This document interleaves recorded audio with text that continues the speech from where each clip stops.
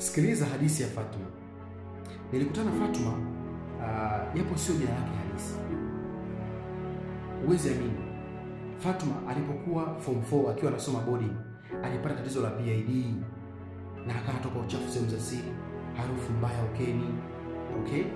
Kwa kuwa alikuwa binti mdogo, alikuwa anajisikia vibaya sana. Akawaambia mama matron wampeleke hospitali. Akatibiwa tatizo hilo. Lakini tatizo lake lilikuwa bado linajirudia. Kwa kila mwezi na kila wiki na tatizo hilo. Hiyo tatizo likamchosha Fatuma.